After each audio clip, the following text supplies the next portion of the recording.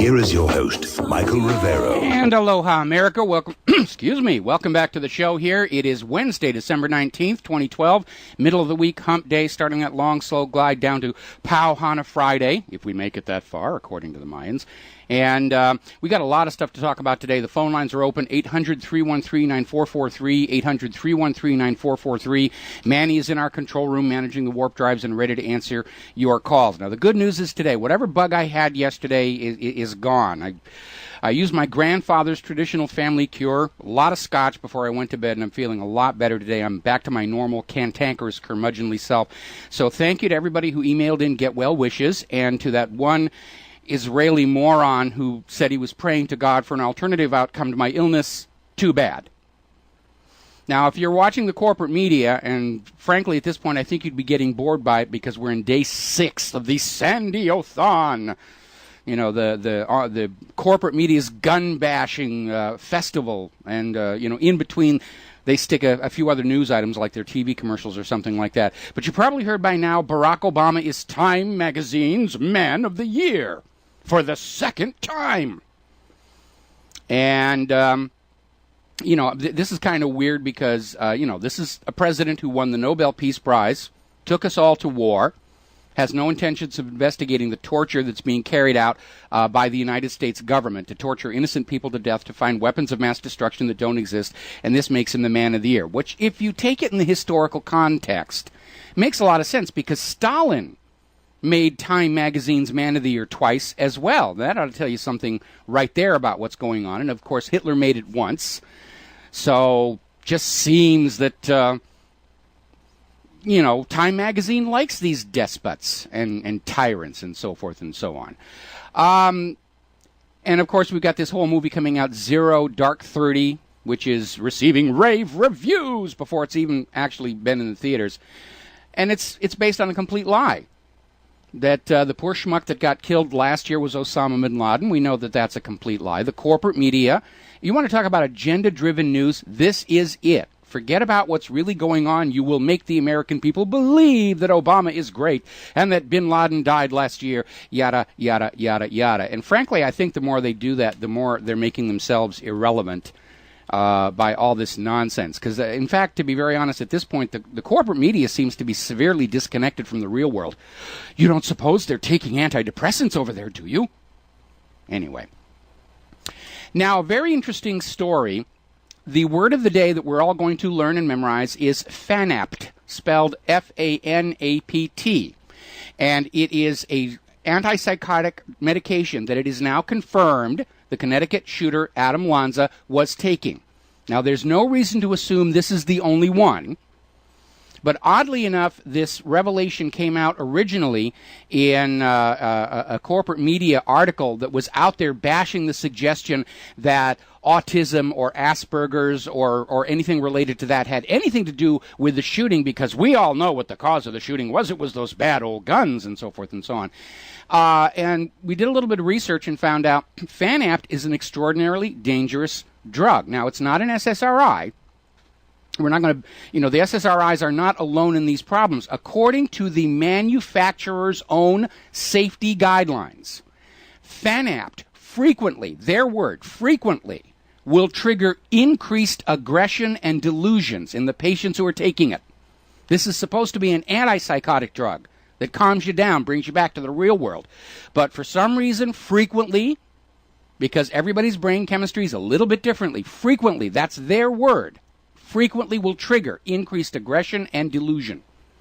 And we know Adam Lanza was on this medication. We'll be back after these words from our sponsors.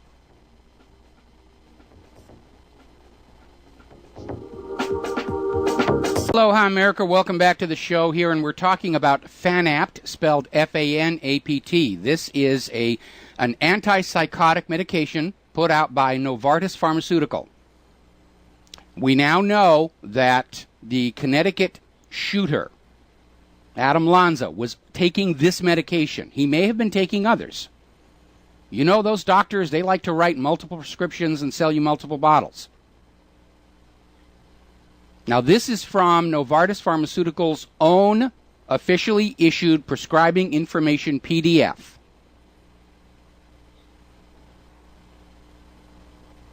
It can cause psychiatric disorders. It's supposed to be curing psychotic behavior. It can trigger psychiatric disorders. Frequent, their word, restlessness, aggression, delusion. Infrequently, we're not sure exactly what that means. Maybe just a little bit less than frequently, but they're saying infrequently they acknowledge Fanapt also triggers hostility, paranoia, anorgasmia, which would probably drive a lot of people nuts if that were happening to them, a confusional state, mania, mood swings, panic attack, delirium, impulse control disorder. That means you'll get an idea into your head and you'll just go with it. When you read about all these people who attempted suicide while on antidepressants and afterwards they say, why'd you do that? And they say, I don't know. It just popped into my head and I went with it. That's what they mean by impulse control disorder. As we go through life, we all get impulses. Momentary, lose our temper. Boy, I'd like to pop my boss in the nose for that one. But you control the impulse. This medication gets in the way of that. So you're going to haul off and belt your boss and lose your job. Up on the roof with Magnum, 9 dead, they'll blame Marine training, to quote from George Carlin here. So this document, this PDF from the pharmaceutical company that makes this Fanapt, basically is a written confession.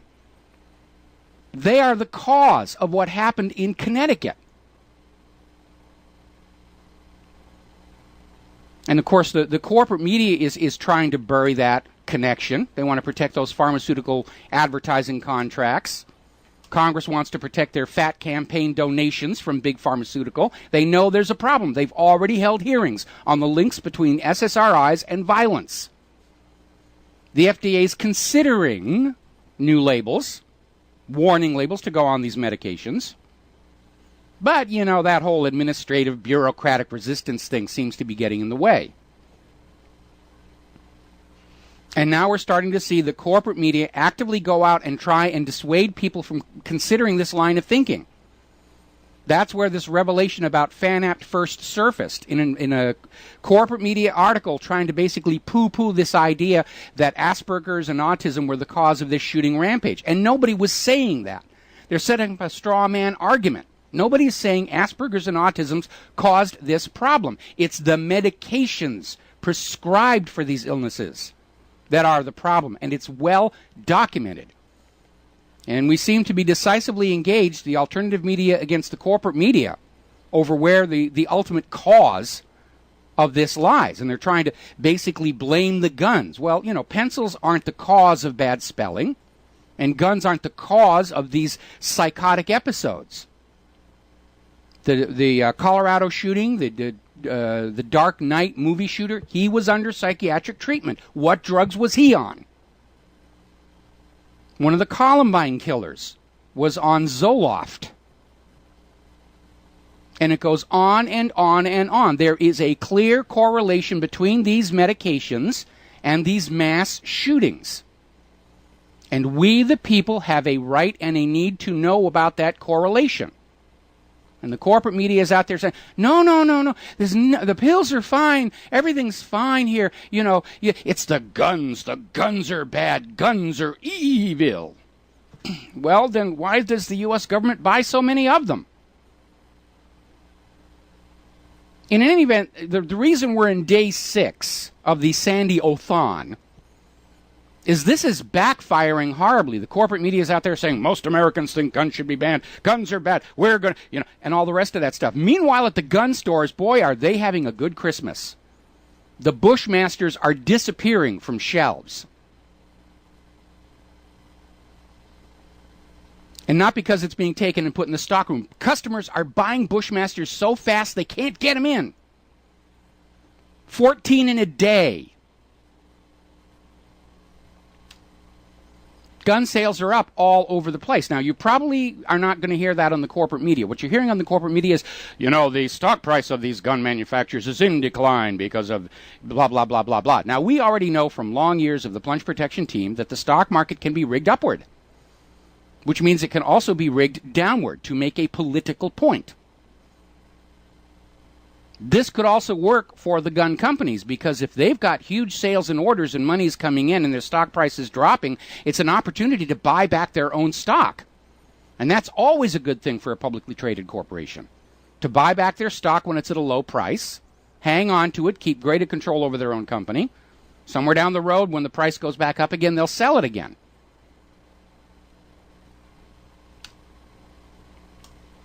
We're hearing that down in Texas, they're considering what's called the Guardian Plan, which will allow teachers to have guns in the classroom on their hip.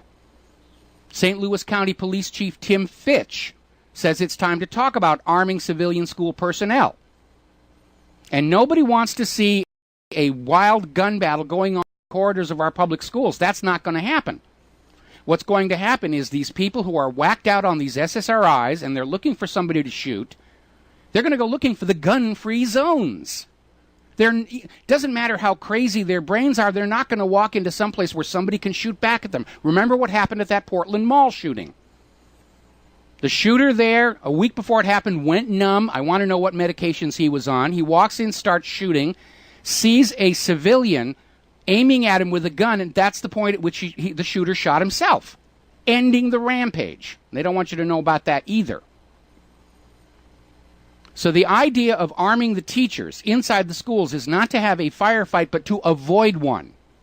To say to these people who are whacked out on these antidepressants, go someplace else. Go look for a gun-free area, something. Go up to Michigan, where the governor just vetoed the bill allowing concealed carry in public places. Michigan's Governor Rick Snyder has just declared the entire state of Michigan a gun-free zone. Everybody in America melted on SSRIs is getting on a bus heading for Michigan. Yee-haw, it's a giant open-air shooting gallery. I can have all the fun my little chemical-addled brain wants to have. Nobody can shoot back. Has anyone seen my antidepressants? I feel kind of funny when I'm coming off my antidepressants. Tennessee is considering training and arming school teachers to protect against shootings. That's what they do in Israel. The Israeli teachers all have guns. When was the last time you saw a school shooting in Israel? Despite what Netanyahu is trying to claim in his letter of, you'll pardon the expression, condolence to Obama.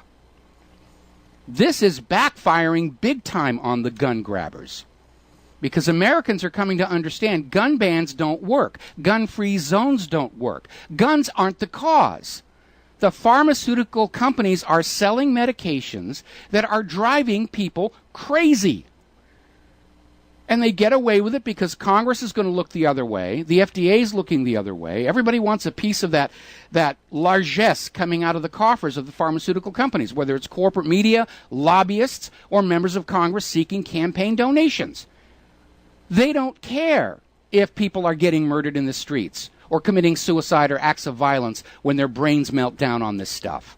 When it happens, they'll gladly use it to further whatever their agenda is. But that's really the reality of what's going on here. Now, meanwhile, over at Natural News, they've been talking to a lot of street-level law enforcement people. Police officers, detectives, FBI agents, soldiers, and they are all universally saying they will not obey a gun confiscation order coming from the federal government. So they're not getting this. By the way, speaking of obfuscating the real cause of what's behind the Connecticut shooting, the Connecticut police seized Adam Lanza's computer, and the hard drive apparently is so badly damaged they can't read anything from it. They can't read his emails, they can't read his journals, they can't read his little, comments he was making to himself about how sick he was feeling from the medications.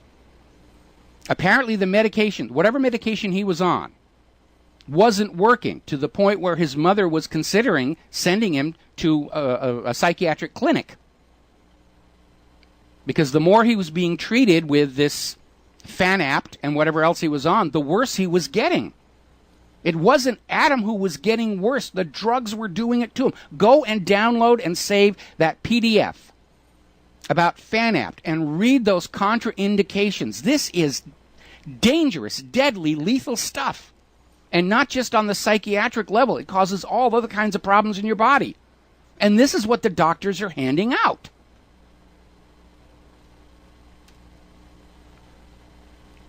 Now, U.S. Senator Manchin is out there saying he wants to ban and confiscate guns to protect the children. If you want to protect the children, don't let them be fed these SSRIs that are melting their brains. He's talking about gun buyback programs, which sound really good. And if you've got an old broken gun that doesn't work, it's a good way to get some Christmas shopping money. But the gun buybacks have never worked because the criminals don't sell their guns unless they're guns they stole from somebody else and don't need. I'm going to take a break for commercials. We'll be right back. And aloha, America. Welcome back to the show here. And interesting story coming out of Houston, Texas. The owner of a gun store down there operates a gun shooting safety course. And if you are a school teacher in Houston, you can sign up for free. Zero. Nada. Zip. We're going to start seeing this all over the country now. Because this idea that getting rid of the guns is going to make us all safer is complete nonsense. Everywhere guns are banned, violent crime goes up, even gun crime goes up, because the criminals keep their guns. The gun-free zones are just open invitations to people whose brains are melted on these SSRIs to walk in and just party like it's 1999 in the sure and certain knowledge that nobody there can fire back. We're going to go to the phones. Peter in Los Angeles. Aloha, Peter. Welcome to the show. What's on your mind?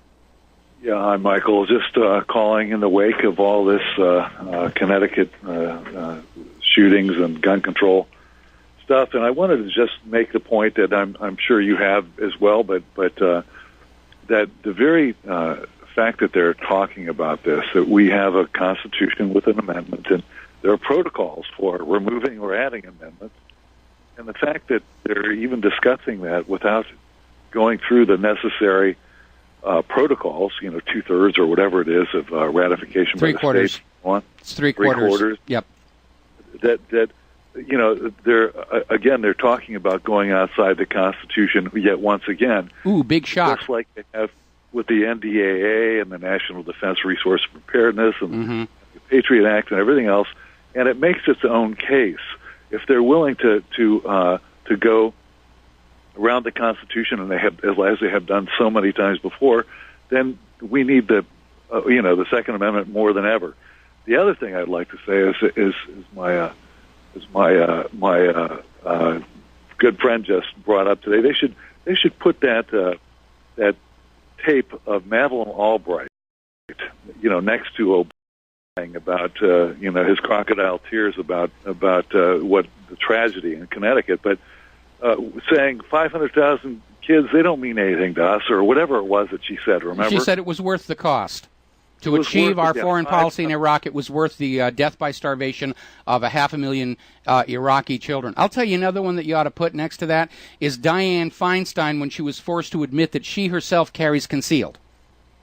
Well, yeah, and then, of course, the Obama himself on Tuesday mornings going and picking out which villages and which people he wants to murder, which apparently he does on Tuesdays now with his counterterrorism. Nice to stick to the. It's absurd, and I'm really glad that you're doing this. I hope this blows over. I love the fact that they're selling. Gun sales are exploding. Mm-hmm. More people who have a vested interest in not allowing it to happen. I called one of our local gun stores here on Hawaii, and they said exactly the same thing. There are lines outside the door right now. Yeah, the one in my town is as well, or my area town, West Los Angeles, and it's let's just hope that people see it for what it is. But boy, the media sure is beating to the same thing. Yeah, but everybody's seeing it, and that's the good thing, because everybody is realizing the media is not serving the public interest on which they base all their FCC licenses. They're clearly serving the government's anti-gun agenda here, and they're caught lying, cheating, stealing, and all the rest of that stuff. Well, according to my theory, and I think probably it overlaps a lot with yours, if government is nothing but the tool of corporations, it's just the execution arm of what the corporations want. and the media are corporations. It's all one big thing. Yeah, it's all fascism. When you have government and the corporations aligned together against the general population, that is the classic model of a fascist dictatorship. And that's not my definition. That comes from Benito Mussolini, who won the Olympic gold medal for being a fascist jerk. And throw in, Mike, that the media are big business. They are the people who own, who... They're not so big anymore. They're in serious, serious financial trouble. And the audience is coming over here.